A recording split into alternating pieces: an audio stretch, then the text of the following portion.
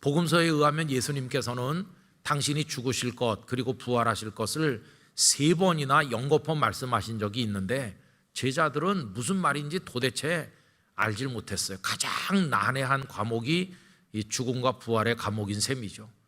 누가복음에 의하면 예수님께서 3번째 말씀하신 곳이 18장 31절에서 34절까지입니다. 제가 한번 읽어보겠습니다. 예수께서 12제자를 데리시고 이르시되 보라 우리가 예루살렘으로 올라가노니 선지자들을 통하여 기록된 모든 것이 인자에게 응하리라. 인자가 이방인들에게 넘겨져 희롱을 당하고 능욕을 당하고 침뱉음을 당하겠으며 그들은 채찍질하고 그를 죽일 것이나, 예수님의 죽음을 얘기하는 거잖아요. 그런데 그는 3일 만에 살아나리라 하시되 부활도 말씀하셨어요. 죽음과 부활을 이게 3번째 말씀하는 건데요. 그런데 34절에 뭐라고 되어 있습니까? 제자들이 이것을 하나도 깨닫지 못하였으니, 그 말씀이 감추었으므로 그들이 그 이르신 바를 알지 못하였더라. 하나도 무슨 말인지 못 알아들었대요. 예수님의 죽음과 부활. 근데 여러분 어떻습니까? 하나도 깨닫지 못하던 그게 지금 기독교 신앙의 핵심이 되어 있어요. 나중에 이 제자들이 나가서 사람들 모아놓고 말씀을 선포할 때 늘 강조하고 말했던 게 한때는 하나도 몰랐던 이 죽음과 부활의 신비인 것을 우리가 알잖아요. 여러분 이게 기독교 신앙의 핵심인데 우리 영락의 성도들에게도 이 죽음과 부활의 놀라운 은총이 다 깨달아지기를 축원합니다. 이게 하나님의 은혜인 것이죠. 그러니 3년 동안이나 따라다니면서 배워도 잘 모르는 판인데 예수님의 제자가 아닌 사람들은 예수님의 말씀을 더더욱 알아듣지 못했겠죠. 더군다나 이 부활의 얘기는 더 난해해서 사람들이 잘 알지 못했을 것입니다. 그 중에 대표적인 이들이 부활이 없다고 처음부터 생각했던 사두개인들인데 오늘 말씀해 보니까 사두개인 몇 사람이 예수님께 와서 아주 황당한 이야기를 하는 걸 볼 수 있어요. 예수 선생님, 당신의 말씀대로 부활이 있다고 하면 다음의 경우에는 어떻게 되는 겁니까? 어떤 사람이 장가 들었는데 자식이 없이 죽었는데요, 모세가 가르친 형수 취사 제도에 의해서 시동생이 형수와 결혼해가지고 형의 아들을 낳아서 그 가문을 이어내려가야 되는데 그 두 사람도 그 시동생도 또 자식 없이 죽고 그 밑에도 그렇고 그래서 7명이 다 죽고 그 여자도 죽었는데 부활이 있다고 하면 나중에 그 여자가 도대체 누구의 아내가 돼야 되는 겁니까? 이렇게 물어봤어요. 여러분 이게 현실적으로 있을 수 있는 얘기인가요? 이런 억지 얘기를 가지고 온 이유가 뭡니까? 그들은 부활이 없다고 생각하는 사람들이기 때문에 그렇죠. 여러분 여기서 우리는 이 사두개, 사두가이, 파, 이 사람들이 어떤 사람들인지를 좀 알아볼 필요가 있는데 이 사두개라는 말이 어디서 왔는지 명확하진 않지만 그래도 많은 학자들이 동의하는 것은 이겁니다. 옛날 다윗과 솔로몬 시대 때 대제사장이 사독이라는 사람이었는데 그들의 후손일 가능성이 있다. 그 이름에서 왔을 것이다. 이렇게 생각해요. 주후 160년경에 성경에는 안 나오지만 구약이 끝나고 신약이 시작되는 그 사이, 구약과 신약의 중간 시대가 있는데 그 주전 160년경에 하스모니안 왕가가 있어서 이스라엘을 통치한 적이 있어요. 근데 그 무렵에 일단의 제사장들이 모여가지고 우리는 사독 대제사장의 직계 자손으로서 그 피를 물려받았다 이러면서 뭉쳐서 세력이 이루어졌는데 그들이 사두개파의 원조가 된 거죠. 세월이 흐르면서 사독의 후예가 아닌 다른 가문의 제사장들도 거기 가담을 했고 성전에서 섬기는 사람들은 다 거기 가담을 했고 세월이 더 가니까 예수님 당시에 돈 바꿔주고 짐승 파는 상인들도 사두개파의 일원이 되었고 귀족들도 사두개파의 일원이 되었어요. 그래서 예수님 당시에는 사두개파가 성전을 완전히 장악하고 있었고 사내들인 공회 절반은 사두개파가 차지하고 있었습니다. 그래서 그들은 막대한 부를 축적을 했어요. 예수님 당시 예루살렘을 연구한 책을 보면 예루살렘에도 가난한 이들이 사는 동네가 있고 부자들이 사는 지역이 있었는데 예루살렘의 최고급 주택 지역에 사두개파가 쫙 포진해서 살고 있었다. 여러분, 이 사람들은 자기들의 그 특권을 계속 지키기 위해서 자신들을 식민 통치하는 로마 제국에도 기꺼이 협조를 아끼지 않았다, 이렇게 알려지고 있습니다. 그래서 유대인 역사가인 요세푸스는 사두개파를 뭐라고 비난했느냐 하면 잔인하고 야비한 자들이라고 비난하였습니다. 이 사람들은 그러면서 그 권력과 부를 차지하고 예수님 당시에 굉장히 강한 세력을 가지고 있었죠. 그런데 그렇게 오래 간 건 아니에요. 주 70년에 로마 장군 티투스가 예루살렘을 함락하고 성전을 다 허물어 버렸기 때문에 그들의 근거지가 되었던 성전이 없어지자 이 사람들은 이제 역사의 뒤안길로 사라지게 되었습니다. 예수님 때 그들이 아주 막강했던 거죠.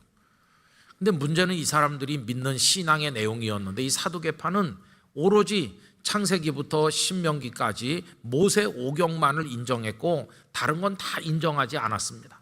이들은 천국도 없다, 죽음 이후에 내세가 없다고 얘기했어요. 그러니까 부활도 없고 영원한 생명도 없고 이런 걸 도통 인정하지 않았어요. 이들이 주장하는 것은 오로지 지금 살아있는 이 세상이 전부다, 이게 그들의 주장입니다. 그러니까 그들의 목적이 뭘까요?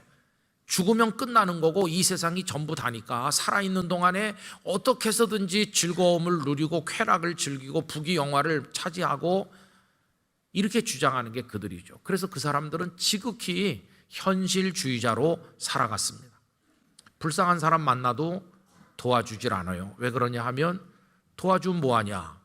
여러분, 천국이 있다고 믿는 사람들은 나중에 하나님 앞에 갔을 때 꾸지람을 듣지 않고 칭찬받으려면 불쌍한 사람도 도와줘야 된다고 그러는데, 이 사람들은 아무것도 없다고 그러니까, 죽으면 끝난다고 그러니까 불쌍한 사람 봐도 도와줄 생각도 하지 않는 것이죠.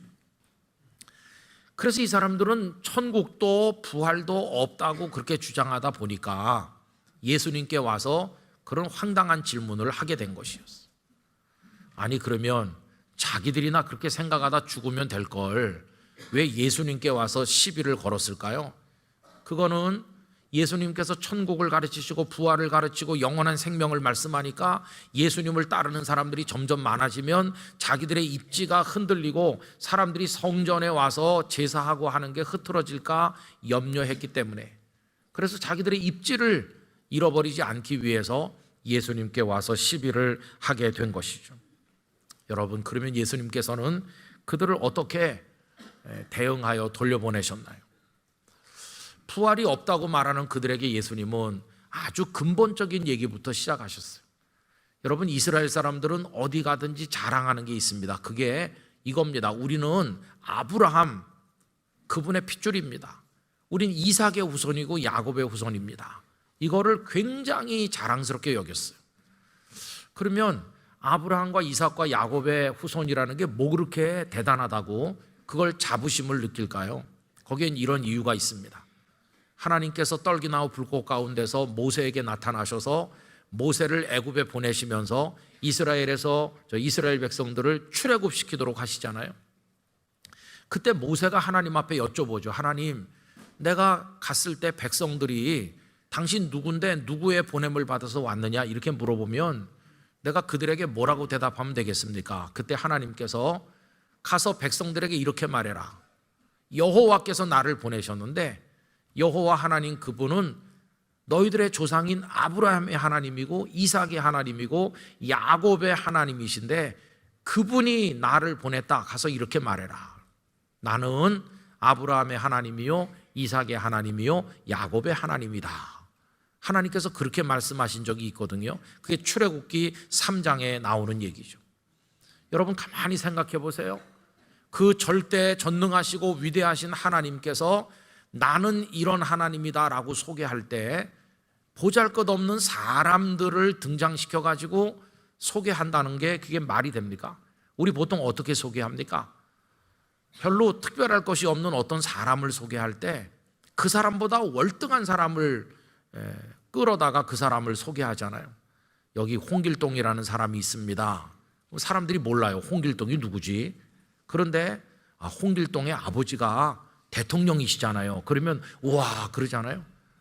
다 소개받는 사람보다 굉장한 분을 뒤에 등장시켜가지고 소개해서 이 사람을 돋보이게 만드는 게 일반적인데, 아니 하나님이 당신을 소개하시는데 보잘것없는 사람들 몇 사람을 등장시킨다는 게 이게 앞뒤가 안 맞잖아요.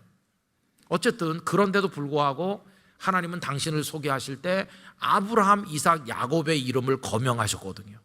그러니까 사람들이 생각하는 거죠. 야, 아브라함과 이삭과 야곱은 하나님을 소개하는데 그 이름이 등장했던 굉장한 분들이구나. 근데 우리가 누구냐? 바로 그분들의 후손이 아니냐. 얼마나 자랑스러우냐. 이게 이스라엘 백성들의 자부심이거든요. 그래서 예수님 그 얘기를 하시는 겁니다. 너희들이 아브라함과 이삭과 야곱의 자손인 거 자랑하지. 하나님은 나는 아브라함의 하나님, 이삭의 하나님, 야곱의 하나님이라고 하셨다. 그런데 잘 생각해봐라. 하나님이 어떤 하나님이시냐? 하나님은 죽은 자의 하나님이 아니시다. 다시 말하면 시체들의 하나님이 아니시다. 하나님은 그분 자신이 생명의 근원이신 살아계신 하나님이실 뿐만 아니라 하나님은 살아있는 자들의 하나님이시다. 죽은 자들의 하나님이 아니시다. 예수님 이걸 말씀하는 거예요. 그럼 여러분 잘 생각해 보세요. 죽은 자의 하나님이 아니시고 살아있는 자의 하나님이시라고 하는 게 무슨 말입니까? 아브라함과 이삭과 야곱이 오래전에 죽은 사람들이잖아요. 오래전에 죽어서 막벨라굴에 이미 장례식이 다 끝난 지가 오래된 사람들이잖아요. 죽은 자들이죠. 그런데 하나님이 아브라함의 하나님, 이삭의 하나님, 야곱의 하나님이라고 하시고 그분은 죽은 자의 하나님이 아니고 산 자의 하나님이라고, 살아있는 자의 하나님이라고 하시니까 지금 아브라함과 이삭과 야곱이 죽었다는 뜻입니까? 죽었지만 여전히 살아있다는 뜻입니까? 죽었지만 막벨라굴의 장례가 됐을 정도로 오래전에 죽었지만 지금 여전히 살아서 하나님 앞에 있다고 하는 뜻이에요. 예수님은 이 말씀을 하심으로써 죽음으로 모든 게 끝난다고 하는 사두개인들 앞에서 죽음 이후에 생명이 있고 너희들의 조상이 바로 지금 여전히 하나님 앞에 살아있다, 이걸 가르침으로써 영원한 생명을 말씀하는 거죠. 여러분 이 얘기가 오늘 본문 37절 38절인데 이 두 절을 다 같이 읽어보도록 하겠습니다.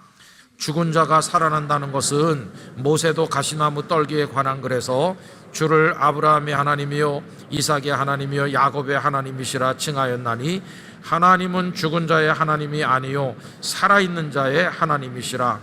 하나님에게는 모든 사람이 살았느니라 하시니. 할렐루야. 하나님에게는 모든 사람이 살았느니라. 죽은 지 오래된 그들도 하나님께 속해 있기 때문에 지금 여전히 살아있다, 그거를 말씀하는 거죠. 이걸 가르치심으로써 죽음 이후의 생명에 관해서 예수님께서는 명백하게 그들 앞에 말씀을 하신 것이. 여러분 우리가 누굽니까? 우리는 하나님을 믿는 사람들이에요. 하나님은 어떤 분이세요? 우리보다 조금 능력이 뛰어난 그런 분이신가요? 아니에요. 하나님은 우리가 상상도 못할 최고 최대의 존재이십니다. 하나님 말씀 한마디로 온 세상을 창조하신 분이십니다. 하나님은 생명이시며 생명의 근원이 되셔서 삼라만상 속에 생명을 불어넣으신 분이십니다. 그 수많은 행성과 별들을 하늘에다 매달았는데 그것들이 추락하는 법이 없이 다 그 자리를 돌고 있도록 지금도 운행하시는 하나님이십니다. 광대한 하나님이시며 동시에 우리 눈으로 아무리 봐도 보이지 않는 아주 미세하고 작은 것들 속에서도 생명이 약동하게 만드시는 섬세하기 이를 데 없는 하나님이십니다. 여러분 부활 정말 이상하고 불가능해 보이지만 오히려 하나님께 이상한 게 뭔지 아십니까? 죽은 채로 있는 게 하나님께는 이상한 것이에요. 여러분 이것을 사도행전 2장 24절에서 베드로 사도가 오순절 순례자들에게 설교하면서 다음과 같이 말했습니다. 하나님께서 그를, 예수님을 사망의 고통에서 풀어 살리셨으니 이는 그 예수님이 사망에 매여 있을 수 없었습니다. 여러분 사망에 매여 있을 수 없다는 게 무슨 말이냐 하면 주님은 생명 그 자체이신데 생명이 어떻게 사망 안에 갇혀 있을 수가 있겠어요? 매여 있을 수 없다는 것은 그분이 본래 생명이시다 하는 것을 말씀하는 거예요. 그러니까 예수님이 사망의 권세를 이기고 부활하시는 게 이상한 게 아니라 당연한 것이었다는 것입니다. 여러분 예수님은 부활 승리하셨어요. 그리고 우리는 그분을 믿는 주님의 사람들 아닙니까? 예수님이 부활하셨다는 건 놀라운 겁니다. 예수님은 부활의 첫 열매라고 하시는데, 농사를 지어서 첫 곡식을 거두면 그 다음에도 계속 거두는 것처럼 예수님이 첫 열매이시기 때문에 두 번째 열매, 세 번째 열매가 열리듯이 우리도 주님의 부활과 똑같은 부활로 부활하게 될 줄을 믿습니다. 예수님의 부활은 곧 우리의 부활이기도 한 것이에요. 주님이 부활하신 게 왜 기쁜가? 우리의 부활이기도 하기 때문인 것입니다. 하나님께서는 무수한 날들, 무수한 밤과 낮을 통해서 자고 깨고를 반복하는 걸 통해서 죽고 부활하는 것을 연습하게 하신다는 거예요. 여러분, 자는 거, 이건 죽음과 같은 거 아닙니까? 근데 아침에 깨잖아요. 그게 부활과 같은 것입니다. 여러분, 예수님의 말씀 속에는 잠과 죽음이 동의어로 사용되고 있어요. 야이로의 딸이 죽었는데 예수님은 가서 잔다고 하시는 거예요. 죽었다는 말과 잔다는 말이 사람들에게는 다른 말이죠. 죽었다는 건 끝났다는 말이고, 잔다는 건 좀 있으면 깬다는 말인데, 예수님은 그를 살리러 오셨기 때문에 죽은 자를 보고도 잔다고 하시는 거예요. 여러분, 나사로가 죽었잖아요. 주님 뭐라고 하셨나요? 우리 친구 나사로가 잠들었도다. 그를 깨우러 가자. 깨우러 가시는 게 뭐 어떻게 하시는 거죠? 살려내자는 거죠. 여러분, 예수 그리스도 안에 있는 성도들에게는 죽음도 잠처럼 오게 될 줄로 믿습니다. 여러분, 마지막에 복된 죽음을 맞이하도록 기도하는 게 중요한데요, 이렇게 기도하시면 좋을 것 같아요. 하나님, 내가 하루 종일 고단하게 살다가 밤에 집에 가서 잠자리에 들어갈 때 참 행복한 마음으로 드디어 자는 시간이 왔어, 이렇게 행복하게 이부자리에 눕는 것처럼, 그리고 눈을 감는 것처럼, 하나님, 제가 이 땅의 인생을 살다 마무리할 때도 잠들듯이 주님 앞에 가게 해주세요. 이래서 잠자는 겁니다. 그리고는 아침 되면 잘 잤어 그러고 깨듯이 여러분, 천국에서 깨어 일어나게 될 줄로 믿는 것입니다. 죽음과 부활이 그런 거예요. 생명. 그래서 아우구스티누스가 말한 것처럼 8번째 날 아침에 그 천국에서 우리 모두 깨어 일어나 만나자고 이야기하는 것이에요. 그래서 자고 깨듯 하나님께서 우리로 하여금 죽음과 부활을 연습하게 하신다고 말씀하는 것이죠. 여러분이 다시 깨어 일어나듯 다시 생명을 얻고 영원으로 나아가는 축복이 주님의 부활을 통해 우리에게 주어진 줄로 믿습니다. 그럼 여러분, 예수님 당시에 사두개인들만 있었는가? 그건 아니죠. 예수님 당시에 부활도 믿고 천국도 믿는 사람들도 많았어요. 그 대표적인 사람들이 누구냐 하면 바리새인들이죠. 이 바리새인들과 사두개인들이 맨날 예수님을 같이 공격하니까 그 사람들이 다 비슷한가 생각하지만 전혀 다릅니다. 아까 말씀드린 대로 사두개파 사람들은 그런 사람들인데, 바리새인들은 천국도 믿고 이 사람들은 부활도 믿었어요. 그럼 바리새인들이 생각하는 부활과 예수님께 속한 우리 성도들의 부활은 뭐 어떤 차이가 있는 것일까요? 여러분, 부활은 예수님을 잘 믿는 사람에게만 주어지는 게 아니에요. 부활은 모든 사람에게 다 있어요. 그래서 부활은 종류가 다를 뿐이에요. 요한복음 5장 29절 예수님의 말씀을 보면요, 선한 일을 행한 자는 어떤 부활로 나오죠? 생명의 부활로. 이게 첫째입니다. 그 다음에 두 번째, 악한 일을 행한 자는, 그렇죠, 두 번째는 심판의 부활이에요. 부활은 누구나 다 할 건데, 어떤 사람은 생명의 부활, 영원한 나라로 가기 위한 축복의 부활이 되는 사람이 있고, 어떤 사람 부활하긴 부활하는데 왜 부활하느냐? 하나님의 무서운 심판대 앞에 끌려가서 심판받고 영원한 형벌에 떨어져서 죽고 싶어도 죽을 수도 없는 그 자리에 떨어지는 무서운 심판의 부활이 있다는 거예요. 바리새인들처럼 막연하게 부활을 믿는다고 다 영원한 생명의 부활로 나오는 게 아니라는 걸 알 수 있어요. 그러면 여러분, 그 생명의 부활로 나가는 사람 어떤 사람들인가? 생명의 구주이신 예수님께 속한 사람만 생명의 부활로 나가는 것이에요. 여러분, 우리는 예수님 믿기 때문에 절대로 심판의 부활에 이르지 않습니다. 왜 그러냐 하면 심판에 이르지 않도록 예수님이 우리를 다 옮겨주시기 때문이에요. 그게 요한복음 5장 24절인데 우리 화면에서 다 같이 읽겠습니다. 내가 진실로 진실로 너희에게 이르노니 내 말을 듣고 또 나 보내신 이를 믿는 자는 영생을 얻었고 심판에 이르지 아니하나니 사망에서 생명으로 옮겼느니라. 할렐루야. 심판에 이르지 아니하나니. 여러분, 우리 죄인이에요. 그래서 우리도 하나님의 심판대 앞에 가서 심판받아야 돼요. 그런데 왜 심판에 이르지 않게 됐느냐? 우리 대신 예수님이 심판받으셨기 때문이에요. 십자가에 달려 죽으신 것이 우리의 심판받을 형벌을 대신하신 것이거든요. 그래서 우리를 빼주신 거예요. 심판에 이르지 아니하도록 사망에서 생명으로 우리를 옮겨주심으로 우리 성도들은 생명의 부활로 나가는 사람이 되도록 만들어 주신 것이에요. 그러니까 바리새인들이 아무리 부활을 믿어도 예수 그리스도 안에 있는 성도의 부활과는 전혀 다르다는 걸 우리가 알 수 있잖아요. 여러분, 이 부활은 우리에게 어떤 것으로 나타나 있습니까? 이미 우리의 것으로 확정되어서 주어져 있는 것이에요. 이미 주어져 있어요. 잘하면 부활하는지도 모르겠어요. 이렇게 말하면 안 돼요. 여러분, 이거는 생명의 부활로 이미 확정되어서 우리에게 주어져 있다는 걸 믿으셔야 돼요. 확실하게 주어져 있는 거예요. 이 세상이 불확실할지라도 부활의 이 약속은 분명한 것입니다. 흔들리는 세상에서 같이 흔들리지 말고 이 견고한 하나님의 약속을 붙드시기를 바랍니다. 요동치 않고 살아가는 성도가 돼야 되는 것이죠. 그리고 예수님은 다 이기신 분이세요. 다 이기셨어요. 예수님은 위대한 승리자세요. 전에도 한두 번 말씀드렸는데 요한 크리스토프 블루마르트라는 목사님이 계셨어요. 이분이 1838년에 33살의 나이로 주민이 약 500명 살고 있는 메트링겐이라는 마을의 교회 담임 목사로 부임했어요. 신학을 배웠고 성경을 읽었으니까 열심히 얘기했어요. 신학 얘기도 하고 성경 얘기도 했는데 힘들었습니다. 뭔가 영적으로 확 막힌 것처럼 힘든 중에 얼마 후에 고트리빈 디투스라고 하는 26살 된 처녀 때문에 너무나 어려운 고초를 겪게 됐어요. 이 고트리빈이 악령에 사로잡혔는데 막 발악을 하고 막 눈이 무섭게 빛나고 이상한 현상이 나타나면서 온 교인들이 공포에 사로잡혔어요. 이 목사님은 고트리빈의 집에 찾아가기도 하고 교회 데려오기도 하고 막 예배드리고 기도해도 아무런 역사가 나타나지 않았어요. 회복되기는커녕 그 자매인 카타리나까지 악령에 붙들리게 됐어요. 너무나 어려워졌어요. 여러분, 그렇게 여러 해 시간이 가게 되었습니다. 2년도 더 지났죠.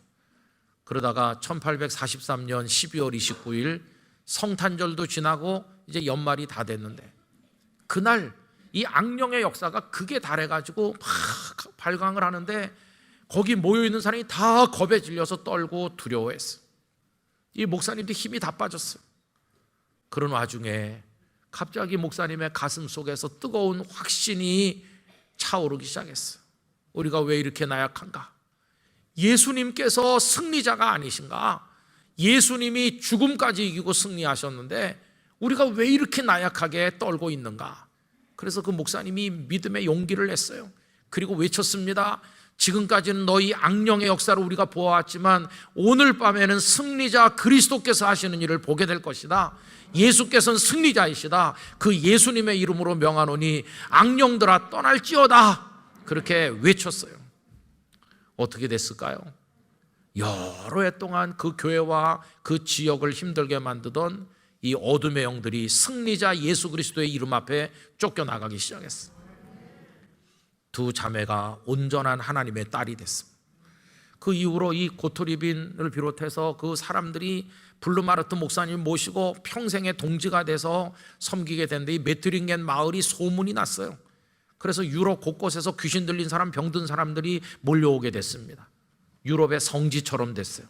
근데 블루마르트 목사님의 일평생 그 가슴 속에 남아 있었던 확신과 외침이 뭐냐 하면 예수께서는 승리자이시다, 이거였어요. 예수님은 승리하셨다. 영락교회 성도 여러분, 예수님은 죄에 대해서 승리하셨습니다. 어떻게 해요? 십자가에서 죄를 다 없애신 분이시죠. 예수님은 죽음에 대해서 승리하셨습니다. 어떻게 해요? 부활하셨잖아요. 예수님은 사탄에 대해서 승리하셨고 우리를 하나님의 아들과 딸이 되게 하여 주셨습니다. 언젠가 이렇게 살다가 주님이 우리를 잠재우시는 날이 올 거예요. 주님, 잠이 오네요. 오늘이 저를 천국으로 부르시는 날입니까? 그러면 그 순간 우리 성도들의 마음에 부활하신 주님이 떠오르시길 바랍니다. 주님, 부활하신 것처럼 나에게 영생을 주실 줄 믿습니다. 그리고 깊이 잠들고 깨보니 주님 앞에서 깨어나는 거예요. 거기서 일어나는 거예요. 그리고 부활의 몸을 입게 될 것이에요. 거기 아브라함과 이삭과 야곱도 거기 있는 걸 우리가 만날 수 있게 될 것이에요. 그 소망을 가지고 짧은 인생 사는 거예요. 짧은 동안에 전쟁, 기근, 여러 가지 어려운 격변이 많이 일어나고 우리 개인에게도 질병도 찾아오고 힘든 거 많지만 여러분, 주님이 승리하셨으니 그 주님 바라보고 우리도 승리할 줄로 믿습니다. 이 놀라운 생명의 역사가 영락교회와 대한민국 교회와 성도들에게 충만하시기를 진심으로 축원합니다.